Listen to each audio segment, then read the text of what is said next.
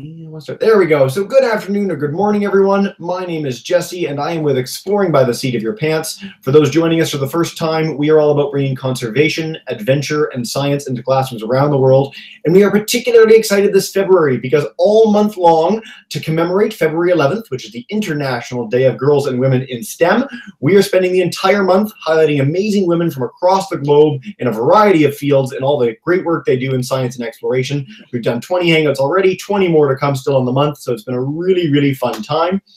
Before I introduce our speaker today, I want to give our classes a chance to do a bit of a shout out. We've got 6 groups joining us from across North America right now. So starting, we've got Miss McInnes's grade 4s in Cape Elizabeth in Maine. Hi guys. Hi. Hey. This is we have all the states basically today. It's very exciting. We've got Miss Borden's grade 4s in Elkhart, Indiana. Hi guys. They're so loud, they're breaking the mic. We've got Mr. Osborne's grade 4s in Matawan, Michigan. Hi, guys. Awesome. We've got Miss Miller's grade 5s in Brampton, Ontario. Hi, guys. There we go. They're excited. The mic's having some tech difficulties, but they're excited just the same. We've got Miss Eagles grade 5s in San Antonio, Texas. Hi, guys. Mic's not working there too. We got all the mic problems today, but it's half the fun. And then we've got Miss Carton's class, grade 4s in Anchorage, Alaska, just joining us. Hi, guys. Hi.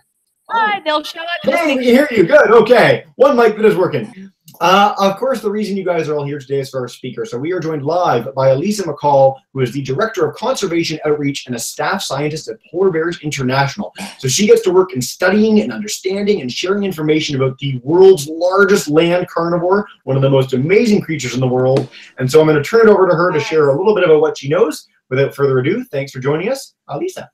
Thank you so much, Jesse, and thank you to all the classrooms joining today. I'm really excited to talk to you.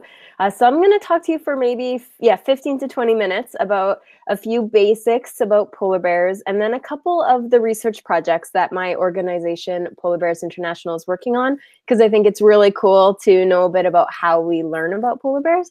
And then I'm really excited to take some of your questions. So I'm going to attempt a screen share here so that I can show you some slides and some cute pictures. Give me 2 seconds. That looks okay? Yeah, we got your slide on the right. Cool. And when it goes full screen, I'll let you know. You're good. All right, great.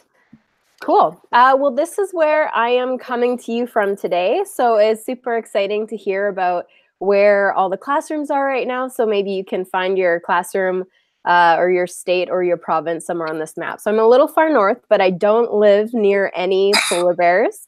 Which is maybe a lucky thing because people that do live with polar bears have a unique set of challenges. But I do get to see polar bears quite often, so I'm very lucky.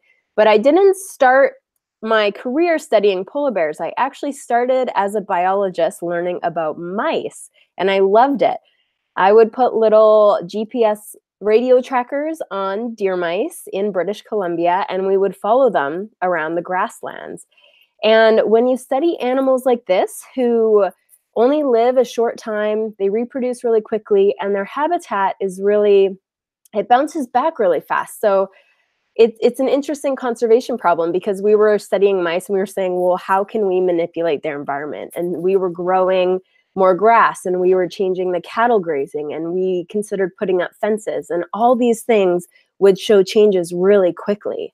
But then when I started working on polar bears, things were a little different. So big jump in sizes of the animal, but with polar bears, they really depend on sea ice. And how do we protect that sort of habitat? So I'm going to talk about that in a minute. Plus, of course, polar bears I also think mice are cute, but the bear is pretty cute and they're interesting to work with in a much colder environment. So very interesting species to study. So polar bears need sea ice, like I said. And if you don't remember anything else I said today, just try to remember this one thing, that this is their home or their habitat. Maybe some of you have learned about habitat in school. It's the environment that animals need to survive. And for polar bears, they use sea ice to travel on. They find their mates on sea ice. Some of them make their dens to have babies on the sea ice. And mostly they hunt seals on the sea ice. It's their biggest source of their food. So polar bears have adapted to rely on seal blubber for food. So they're a really special bear because most bears are omnivores, which means that they eat quite a variety of different foods, berries and nuts and fish and all sorts of different things. But polar bears very much rely on seal fat. This is why polar bears are the largest land carnivore, like Jesse said. They get so big because they have so many calories that they're consuming. They need a ton of energy, and that's how they make their living on the sea ice. But polar bears cannot outswim a seal underwater. So they're very good swimmers, but seals are better swimmers. So polar bears very much need to use sea ice as a platform. So they walk along the ice, and then they'll find the seals that are resting on the ice, or they will wait by a seal hole for the seal to come up to breathe air, and then polar bears will pounce through that hole and try to grab the seal. So they really do rely on sea ice to access their food, and without seals, we wouldn't have polar bears. Okay, so we talked about how much polar bears need sea ice, and then we'll circle back a bit. What are we going to do about this sort of habitat? So we can't really just grow more sea ice whenever we want it. Sea ice covers millions of square miles, square kilometers across the Arctic. We just can't produce enough of it as fast as we're losing it. We cannot put a fence around it. That doesn't do anything. We know that when when it's the summer and we're drinking a cold drink outside and our ice starts melting, you can't just ask it to stop melting or change it that quickly. So it's really coming down to the environment and the atmosphere and actions of people all around the world that will help us protect sea ice. So it's such a special conservation problem because it's really a global issue that all of us can help with, not just someone who lives there. And this is what's happening with sea ice. So we are losing it.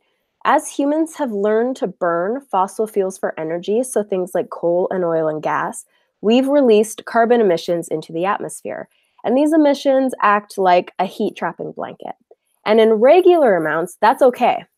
But what we've done is we've released rampant amounts or too many emissions into the atmosphere, and we've thickened this heat trapping blanket. And we all know that if we are ever wearing a too thick blanket or other clothes that are too warm, it's uncomfortable. I mean, you can't get rid of that extra heat. And that's basically what's happening to Earth. We've trapped too much heat. And sea ice, of course, it responds by melting. So we have been losing sea ice for the last several decades. September is the time when we have the lowest sea ice because it shrinks in the summer and then grows in the winter. So we often use September to look at the ice. And over time, it has been declining. And so this is a worry for polar bears because, again, they very much rely on sea ice to survive. But it's not only polar bears that need sea ice. Sea ice is to the ocean what soil is to the forest. So sea ice is growing the whole base of the food chain up north. Algae grows in the sea ice, and the algae feeds all these little creatures in the bottom of the food chain, which feed the fish, which feed the seals, which feed the polar bears. And of course, people live in the Arctic too. And people that live in the Arctic also rely on Arctic sea ice to travel on and to find their food on. And when the sea ice gets unstable or melts, people can be very much impacted by dangerous conditions and less access to food as well. So while people in the north are directly impacted by sea ice, no matter where you live in the world, all across the states, all across the southern hemisphere, sea ice also impacts you, which is pretty cool because sea ice also is Earth's air conditioner, which is pretty neat. Because sea ice is so massive at the top of the planet, and because it reflects light, it's reflecting warmth away from the Earth and preventing it from being absorbed into the ocean. So it helps cool down the entire planet and helps regulate our global climate, which is pretty special. So you are tied to the polar bear in the way that we all need Arctic sea ice to have a stable future, which is pretty cool. Sea ice is really important and really special. When we do start to lose sea ice, there are some things that we see in polar bears. So as the sea ice starts to change, a few things happen. So polar bears have to move more. The sea ice, as it gets thin, it shifts a lot and it starts to act like kind of a treadmill. So imagine trying to go find food for the day. So you've got a peanut butter sandwich across the room and you're trying to walk to it, but the floor starts moving. And so now you're on some sort of treadmill to get your sandwich. And it takes a lot more energy. And by the time you get to your sandwich, you're even hungrier and you wish you had 2 sandwiches because you just burn so much energy trying to find your food. That's kind of what's happening to polar bears. They're moving a lot more. They have to go for longer without eating in some areas. So in some areas of Canada, polar bears are going a month longer without access to food because ice isn't around like it used to be. And overall, there can be less food in some areas. The seals that polar bears eat also very much need Arctic sea ice. They use it to rest on and have their babies on. So in some areas, there is less food. So if you think about all these different things going on with polar bears, what it means over time is that their body condition or their health really gets affected. And for any animal, if they're using more energy and they're eating less, even for humans, over time you're going to have fewer and smaller babies, which is what we're seeing with the bears. And then it's harder when you do have babies to get those babies up into adulthood. It's tricky being a mom and trying to get your cubs to get healthy and to grow in these sorts of conditions. And then over time, we do see population decline. So that's what we've seen in some polar bear areas. So this is a map of the Arctic. And also, like Jesse said before, there are no polar bears in Antarctica. But this is where the polar bears live across the north. So where you see that AB in that big shape in the middle, that's the North Pole. There's not a lot of polar bears there, but the other shapes are all the different subpopulations across the north, and there's 19 of them. Canada has about 13 of them. Alaska shares a couple, and then there are a few throughout Europe. And wherever you see that kind of dark color, it means we really don't know a lot about the bears there. They're very hard to study because of where they live, and it's very expensive. Where you see the yellow and green, the bears are doing okay. And where you see the red is where we have seen declines because of loss of sea ice. So in Hudson Bay in Canada, including southern Hudson Bay, which shares the border with Ontario, and the southern Beaufort Sea, which is SB up there, which is along Alaska, we have seen the polar bear populations get smaller because the ice has changed quite a bit there. So what does this mean? Well, if we do nothing for polar bears at all, and things just keep going as they're going in the world, we could lose up to 2/3 of the world's polar bears by the end of this century, so by 2100. We do think that we will continue to have polar bears into next century, but the bears could be less healthy, they'd be smaller, and there are going to be even more human impacts like pollution and more shipping and maybe more oil exploration. And so we're going to see more stressed out polar bears as well. And we don't want to see this. We want to keep a very healthy population of polar bears in the north, both for them, just because, they deserve it. They're amazing. And for people too. I don't want to imagine a world that doesn't have polar bears or isn't treating the polar bears very well. And I do just want to drive home, too, that polar bears are not able to adapt back to land. So again, this bear is very much totally dependent on blubber. They will eat other things when they are on land, so they will scavenge for garbage. They're hungry. Bears are always hungry. That's pretty common with all bears. And they will eat berries and that, but they do not digest proteins and carbohydrates, so things like berries and even regular meat, the same as other bears do. And we sometimes see that when there's a lot of seals available, polar bears will strip the seals of blubber, they'll only eat the fat, and they will leave the meat behind, which is pretty crazy. They just want to eat fat. And we don't see that kind of fat on land. So we call it terrestrial food or land food. Just doesn't cut it for polar bears. There's not enough, especially where they live in the north on the tundra. There's not enough calories to keep polar bears going. So they do very much need that sea ice to stay stable. So at Polar Bears International, part of my job is to learn more about the polar bears because we think that if we can better understand them, then we can better protect them. And we have a few different projects going on, and I just wanted to highlight a couple briefly so you get an idea of some cool stuff that's going on. Some don't sound all that exciting, but they can be really important. This one's cool. We are monitoring mom and cub health. So we have cameras set up. We used to do it in Alaska. Now we do it in Norway. When we know a mom is denning with her cubs, so brand new babies, we can go really quietly out there and put a camera up and then leave. And we have the camera running. And so when the mom and the family comes out of the den, we can take video of them. And we can look at how healthy they are, how many cubs there are, what are they doing? And this helps get us a better idea of what families are doing. And we can also track polar bears, which gives us so much more information about what they're doing on the sea ice. So polar bears want to be far away from people most of the time, and they live where it's really cold and really dark, so it's hard to know what they're doing every day.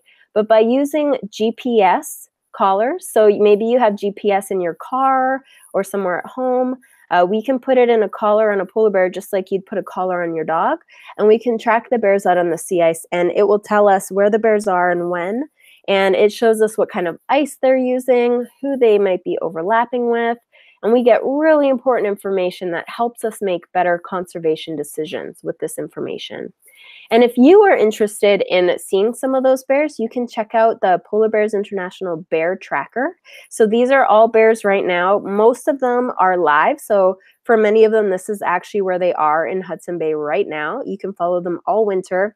If you click on their icons, you can learn a bit about what the bears are doing and who they are. All the collared polar bears are female polar bears, so they're all girls. And this is because females have a neck shape that lets us collar them. But males have a really, really thick neck compared to their head, and so they can slip collars off so easily, so we cannot collar males. So all the bears you see on this screen are females.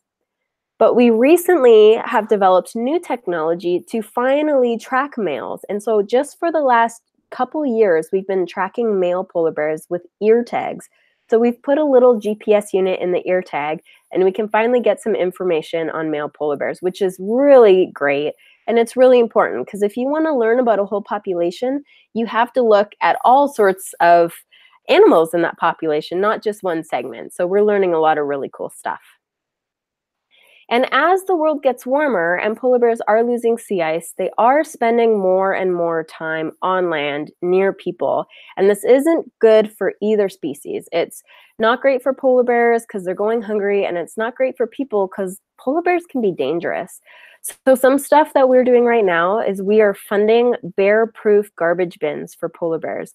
So northern communities can put their garbage in a bin that's safe from polar bears and the polar bears cannot get into. If a polar bear does break in somewhere and gets food, it learns that it can get food there, and it's more likely to come back in the future.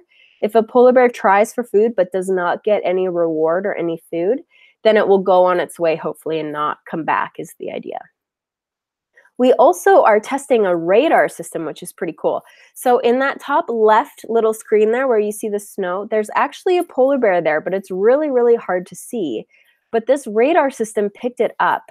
So we are testing this radar, and we hope that it can be an early warning system for polar bears in communities. So a community could put this radar up at the garbage dump, for example. And if it sees a polar bear, it could text message, or it could send an email, or it could sound a siren, or it could just turn a light on. So it could turn, say, a red light on at the garbage dump so people know, oh, it's not safe to go drop our garbage right now. We'll wait till the light's green. And it gives people a heads up that there's a bear nearby. So with that said, there's all sorts of stuff that everyone can do to help polar bears. Polar bears are facing a difficult future, but their future is our future. And if we all work together, we're going to make the planet a better place for them and also for us. And there's lots of things we can do. And I bet that you guys are already doing a lot of stuff for polar bears. The big one is reducing carbon emissions across the planet. And it's important to know that it's not any one person's responsibility. So I don't want you to feel the weight of this all on your shoulders, but by working with your school and working with your community, and then as you grow older, even, working in, maybe you get into politics, or maybe you're voting for leaders that do care about the environment. All those things do add up. So check out what's already going on near you, Maybe there's some solar or wind energy companies you could ask your parents about. Maybe your family is looking at buying a new car, and it might be an option to get a more fuel efficient car or even a hybrid car that also runs on greener energy. So there's all sorts of cool things we can do. We know that if we did nothing at all, we could lose Arctic sea ice by the end of the century. But if we all work together across the whole world and the leaders get on board and the youth of today get their voices heard and you speak out and say, hey, I do want to live in a clean future, then we absolutely can keep sea ice in the Arctic. We will lose some of it, but we can keep it stable enough that we'll keep polar bears and we'll keep that air conditioner going. And International Polar Bear Day is in less than 2 weeks. It's on Wednesday, February 27th. And on that day, Polar Bears International will be posting all sorts of tips and tricks for anyone who's interested in polar bears. We have community action kits. We've got resources for students, whether you're doing a presentation or you want to start some sort of project. We have all sorts of ways to help you with that.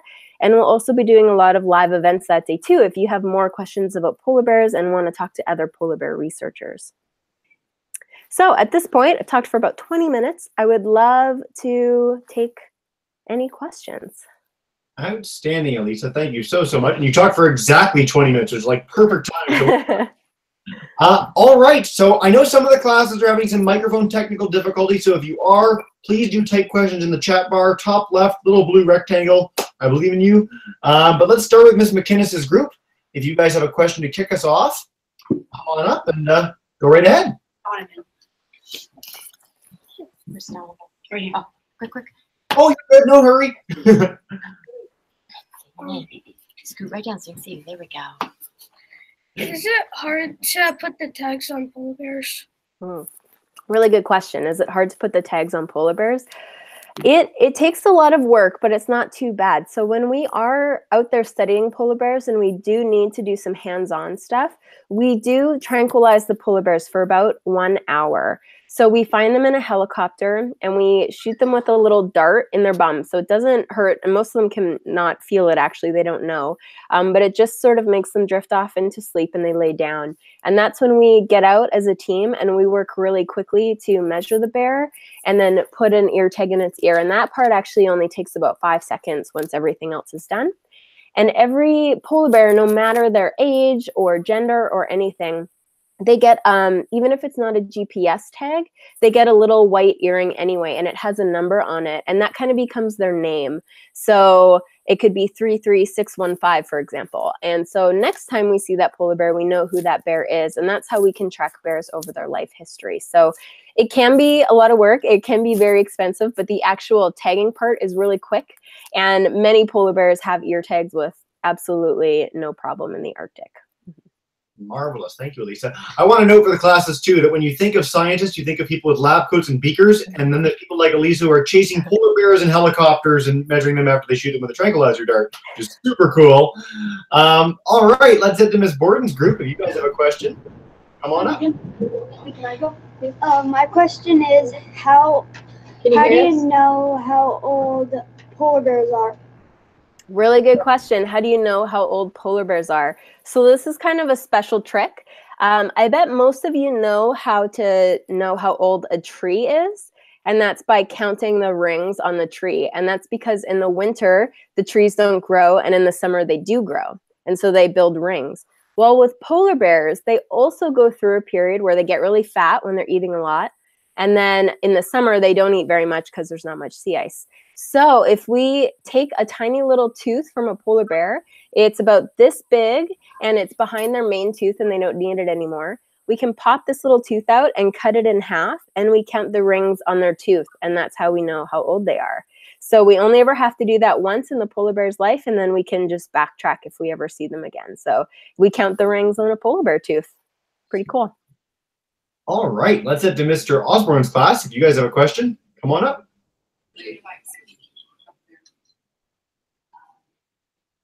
Yep, you're good whenever you're ready, guys. Okay, can you hear us? Yeah. Oh, we can hear us. Oh, then Perfect. Okay. Okay. Who would like to ask a question? Wow, a hand beside you went up really fast. Okay. Yeah. Go close. How many polar bears go a year? How many polar bears what a year? How many polar bears like die a year? Oh, yeah, great question. How many polar bears die a year? This is something that we can't actually peg, again, because we don't know what's going on throughout much of the polar bear range. We have a very rough estimate of how many polar bears even live in the world. We think it's anywhere between 23,000 and 26,000. And it really depends on the year. So some years are really good. Some years we still have good sea ice, but other years are not good years. So honestly, we don't have even a great estimate of how many bears die a year. Mostly it's the really, really young bears and the really, really old bears that we know die more often, especially in bad years. So hopefully one day we'll have a better answer for you. But right now we honestly don't know very much about that statistic. But it's really interesting you mentioned that we think it's between 26 and 28,000. So that really is a testament to how, the need for protecting these animals, but that's not a lot of animals by any measure, right? It's really not compared to other populations, and they're so spread out. Every polar bear has a huge home range. So a home range is the area that an animal mostly lives in. So maybe your home range, if you drew kind of a circle around maybe your school and your home and where you like to hang out on the weekends, maybe in the park, that's kind of your regular home range. And maybe it's 50 square kilometers.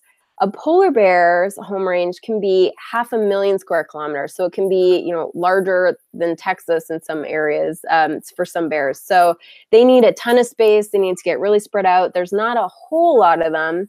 And things are just really different all over the Arctic, depending on where the bear lives. So yeah, we still have a lot left to learn about polar bears. Thanks, Alysa. All right, let's head to Brampton. If you guys have a question, Ms. Miller's class, come on up. You just might need to demute your own mic. For some reason, it's not letting me do it. So there you go. You're good. Okay, Ashika. Have any of your initiatives helped polar bears? Have any of our initiatives helped polar bears? Yeah. Yeah, that's also a very excellent question. And it's so hard with a lot of what we do to actually say this helped X number of polar bears, because what we're trying to do is very kind of big picture. So what we work on is trying to understand polar bears better and motivate people around the world to make changes in their greenhouse gas emissions. And that is really hard to actually say you directly helped a bear. It's not like we're not going out there when we see a sick polar bear and nursing it back to health, which is something that you could say, oh, I helped save this polar bear. It's really broader than that. And that's another reason why we're pushing so hard now to help motivate people to help sea ice, because we do have to be so proactive. And if we wait too long, we will be able to say, oh, we didn't help polar bears. But to know how many we're helping right now is difficult. So some things we try to do that we hope do have an impact. Our chief scientist, so much older and much more intelligent than me and worked with polar bears quite a long time, he helped list the polar bear on the Endangered Species Act in the United States. And that's a really direct thing that you can do for polar bears on the policy side that makes sure that there's protections for them. And so something like that, we can say, yeah, that should have helped polar bears. But right now, a lot of what we're doing is, it's honestly kind of up in the air. We're just trying to learn a lot. And over time, as we learn more, we might be able to have more direct actions. With our radar system, for example, we are hoping that our radar system can help reduce the number of polar bears getting killed in communities when they're coming in and causing trouble. People need to stay safe. And so if people have warning that a bear is there, maybe we can reduce the number of bears being killed in those areas. And that would be more direct. It's a tough one. It's a really good question. It's a great question. It's a very difficult question from a kid. We more than medals. But frankly, one of the things that is worth noting, as an education specialist, if you kids go home today and you share the information you learned today with your families, with your friends about polar bears, that's helping polar bears. The more people know about this, the more impact we have. So absolutely. Great question. Miss Eagles class. So I think you guys are still having mic difficulties, but I'll demute just in case. And if not, I think there's maybe a chat question. Yeah, I do have a chat question. I just wanted to see if they could say it. But anyway, the chat. Okay. Do you prefer working with the polar bears or talking to people about polar bears? Oh my gosh. I've never been asked this question, and it's so good. I really like both. If I had to choose, though, if someone said you can only ever do one, I would continue talking to people about polar bears because I think that has the most impact. And I've been really lucky to work directly with the bears for many years, and I love doing that. But there's other great people doing that, and I really do enjoy talking to students around the world and adults around the world about the bears and just sharing some of that world. So that's probably what I would have to choose. But that's a good head scratcher. Thanks for that one. Wow, and surprising answer too, considering like anyone could talk about polar bears, but you've had this unique experience. But that's good to know. Yeah. All right, let's go to Miss Carton's group in Anchorage, Alaska. They joined us a bit in. Do you guys have a question? Come on up.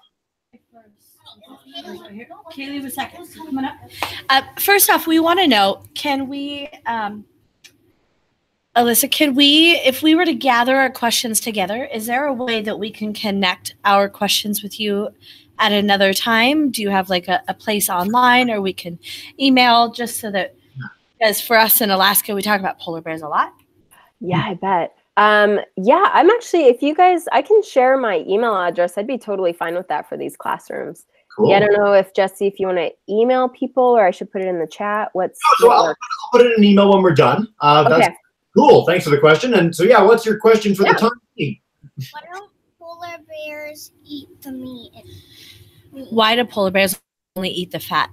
Yeah. Okay. So if a polar bear is super, super hungry, it will eat the meat. But imagine, do you have a very, very favorite food?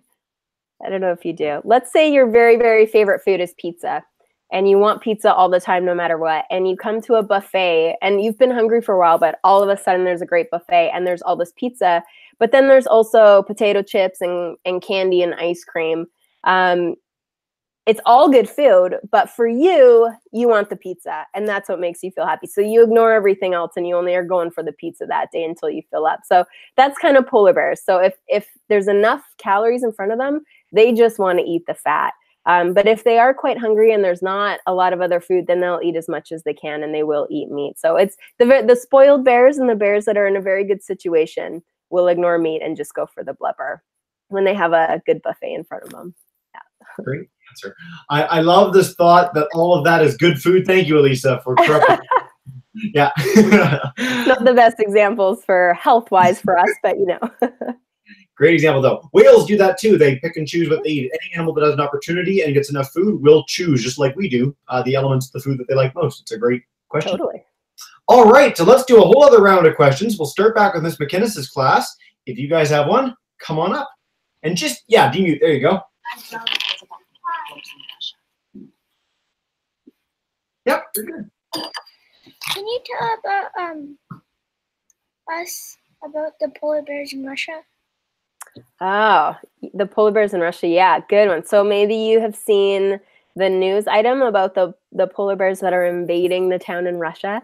So we don't know a whole lot about what goes on with Russian polar bears. For a long time, we assume Russia was studying them, but they weren't maybe sharing the information as much as the other polar bear countries. As of last year, we are finally working with a researcher in Russia to learn more about Russian polar bears, and we are supporting that work this year as well to get at how many bears are there and what's going on with them and what's going on with their sea ice, because we don't know a lot about them. We do know that there's a fairly we think there's a stable population there of bears because of the ice conditions. And I don't know all the ins and outs of the situation happening right now in Russia. What tends to happen when we see bears come on land like that is that the hunting conditions on the ice have not been very good. So we see that in other areas too. If the bears are not able to find enough food on the ice, they will follow their noses to wherever the food is. And it sounds like maybe bears followed their noses to a community that had a lot of garbage or a lot of food around, and the bears were hungry enough to look at that as an option. So it seems like maybe they were having trouble finding enough blubber and enough seals. So they looked at what else was available, and maybe it was community garbage. And we see that happening in other places, even in Canada. Not to the same extent. We haven't had that many bears come in. But when bears are hungry, they go looking for whatever they can find. And sometimes it's human garbage. So not too sure how the situation is going to play out. We're of course not in Russia right now, so we don't want to speak on behalf of those people, but it's really interesting, and it it's dangerous. I would not want to be in a town that had that many polar bears in it. I'm in Churchill quite often, which does have bears, and it's kind of nerve-wracking. It's a little scary being there. So hopefully the bears get out on the sea ice soon and the community can deal with the bears, and we learn more about Russian polar bears and how to help them and keep them and the Russian people safe. Yeah, it's really interesting though. Yeah, great to bring up such a topical issue too. I was wondering. Totally, yeah. All right, let's head back to Miss Borden's class. Here's a second question. Addison has a question. Do you get too attached to the animals that you work with? We get attached to the animals we work with. That's a really neat question. When we're studying the bears and we're actually going out there and handling them, we only get to see them for like an hour, and then we might not see them again. But for the bears that we collar, I get to track those bears sometimes for up to 2 years, and I don't actually see them, but I can see where they're moving all over the Arctic. And there have been a couple bears that I think have just been so cool, and they've just done the most interesting things. And so I do feel maybe a little bit attached to those bears. I kind of wonder more about their personality or why they're doing what they're doing. And so in that way, we feel a bit attached. And then in Churchill every fall, there's a polar bear migration. And so we actually do get to go see the bears for weeks at a time. And we go out on these little tundra buggies and we're surrounded by polar bears and we just watch them. And occasionally also there might be moms and cubs or young bears or even like a really cool older male bear or something that just has kind of a quirky personality or seems really interesting. And so there definitely are times that you might feel a little attached to the polar bear. And as scientists, you're always told to keep a distance and not get attached. And I think that usually that's what we try to do. But we're also human, and animals are amazing and cool and intelligent. And so absolutely, there are certain bears that I think we've grown very fond of. Yeah. Awesome. All right, Mr. Osborne's class. You guys have a second question? Come on up.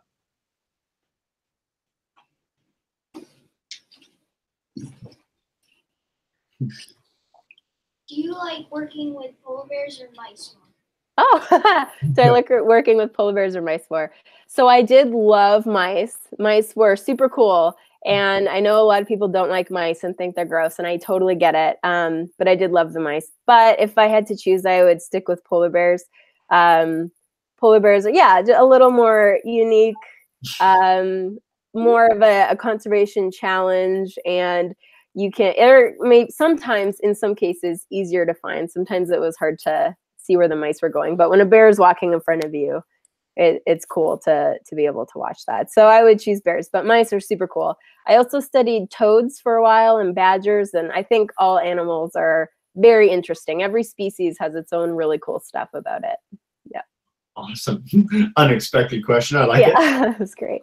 All right, back to Brampton's and Miss Miller's class. If you guys just want to demute your mic, go ahead with the second question. Great. The question is, what would happen if polar bears were extinct, and how it would affect the greater ecosystem? Great question. Great question. Yeah. So what would happen if polar bears were extinct, and how would it affect the greater ecosystem? So this is something that we talk about sometimes, especially amongst ourselves. So if polar bears go extinct, that means there's basically no Arctic sea ice anymore. If there's no Arctic sea ice, to be honest, humans probably at that point are not too worried about the polar bears. We're worried about ourselves, because that probably means we've got to the point where droughts and floods and weird climate events are happening, and we probably have a lot more refugees and people struggling to find food all across the world. So humans would be in a worse situation.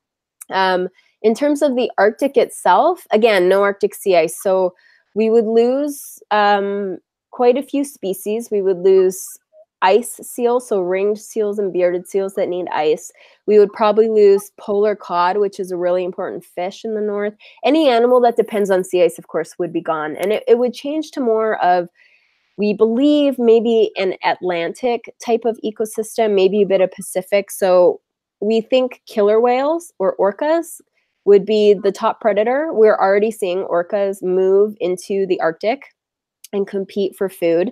And then, of course, the food chain would change in terms of the fish and even the microorganisms, because they would be, they wouldn't be growing on sea ice, so they would be finding another way to live. So we would see huge changes, and the people that live in the north and depend on that food would really have a changed life. So it would have kind of a trickle-down effect to the whole planet. So it would be a whole new world without polar bears, for sure. I really like how, in addition to polar bears, you highlighted the human element of climate change and the effects it would have. And so for the kids, you're the generation that's going to be experiencing this most. Like Alysa and I have seen how much weather has changed in our lifetimes, which are very young. So it's something to think about. Thank you. Great. Miss Eagle's class, if you want to type in another, oh, you did. You guys are on the ball. I love it. Yeah, what jobs are available with Polar Bears International? Is it possible for her to show us the snow out the window? Yeah. Sure, I'll do that. So at Polar Bears International, we have such a unique group of people. So we've got a few scientists on our staff, but we also have people in marketing that come from the backgrounds in English or women's studies. We have a media person who spent her youth skiing and doing like Instagram and social media and became an awesome social media person that way. Right now, I don't know if we have any job openings right now, but we're always looking for passionate people that just, whether you like polar bears or just the environment, we need people that are really good at talking to other people and writing and taking photos and just being really interested in the bears. So yeah, and you can always check out our website for more. So I will walk you to my window. I don't know how exciting it will be. In Yellowknife, it was in the -40s for quite a while. But now this week is actually quite nice. I don't know. It's probably just a white out there, but you can see, I don't know if you can see, we've got some snow that would be up to my waist in my front yard. I'm just in a little neighborhood here. So does it just look bright and white? Great. What a Texas question to ask too. I love it. Like, we're already under snow. Yeah, that's funny, guys. Awesome. All right. Thank you for that, Alysa. Yeah. Fun. So let's do one last question for Miss Carton's class before we do a wrap up. But yeah, Miss Carton's, guys, go right ahead. Remember, you guys, we're gonna connect and ask and be able to ask some more questions later. So, and go ahead. How many polar bears are left in Alaska? And how has Alaska been impacted by what's happening to polar bears? Yeah, Alaska is a pretty cool place for polar bears. I would have to look up to give you an accurate answer how many polar bears are in Alaska right now. You guys share two populations. You share one with Russia and one with Canada, the Chukchi Sea and the Southern Beaufort Sea. I believe altogether there's a few thousand polar bears, maybe between those two. The Southern Beaufort Sea is the one that's really been impacted in the last several decades. So it used to be not that long ago, maybe in the 70s or even 80s, that even throughout the summer, you could stand on the shore of Alaska, of northern Alaska, and you could see sea ice before the horizon, no problem. And now at this time of year, in the summer, you would not be able to see sea ice. It's really pulled back a lot, and we've lost quite a bit of sea ice in your area. What this means, and which maybe the Alaskans already know about, is that more polar bears from that population are spending more time on land in the summer. It used to be that most of the bears would spend their whole lives on the sea ice, but many of your bears have changed, and now they're spending that time on land. And the communities that live in the northern parts of Alaska are being impacted by that. In particular, there's a community called Kaktovik. I'm not sure if any of you have heard of that. I'm sure the Alaskans have. Kaktovik is an indigenous community who still does a whale hunt every year, which is sustainable and part of their culture. And they'll get a bowhead whale and harvest it for the community for food. And historically, the whale bones and the leftover stuff was left on the beach, and this was not a problem. But what's happened now is that the bears who are hungry and who aren't on the sea ice all year are coming into this community, and they're feasting on these whale bone piles and eating these leftovers very close to where people are. So we've seen this kind of boom in tourism. Also, people are flocking to this tiny town that wasn't really ever preparing for this. There's polar bears more often coming into town and looking for their food caches that people have stored for their own selves. And they're dealing with this whole new level of human polar bear conflict issue. We've also seen about in the 2000s, we had about a 40% drop in that population because the sea ice had a few really bad years in a row and almost no cubs were produced over those years. So we had a big drop. So Alaska is one of the best studied populations in the whole world, that southern Beaufort Sea. Your researchers, the USGS there, are excellent. You have some of the top people in the world that do incredible work. So there's a lot of really cool information online about Alaskan polar bears. And we do know from that long-term really good data that they're seeing changes. So for over the next couple decades for you guys, it's going to be particularly interesting to see what happens to polar bears. Great question. So before we wrap up, before we get all the classes to say thank you, because it's our entire month dedicated to women in science, Alysa, is there any message you want to share with the girls about maybe your experiences or things that they can do to get involved in projects like this, their own sort of projects, whatever that may be, inspiring girls in STEM? Yeah, I just got to say, I work with so many incredible girls and women. I've been really lucky to have some great opportunities and have some really amazing female mentors throughout my life.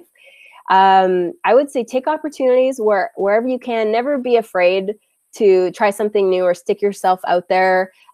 Especially if the boys are doing it, you can do anything. Trust me, there's nothing that should be holding you back from this. So don't be afraid to push yourself, try new things. Maybe you try something you don't like, and that's totally fine too. But yeah, just get out there and meet people and enjoy whatever you're doing, and you can really change the world. Absolutely. Outstanding. So as you guys know, what we're going to do now is I'm going to demute every class's microphone. So boys and girls, if you guys could get ready to join me in saying a big thank you to Alysa for joining us today. Everyone is demuted. Go right ahead. Thank you.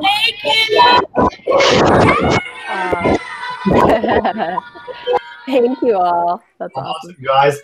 So yeah, we appreciate that so much. Thanks to all our classes for joining us. Alysa, that was marvelous as always, and we appreciate it a lot. Oh, thanks, Jesse. Thanks, everyone. We look forward to having you back very, very soon.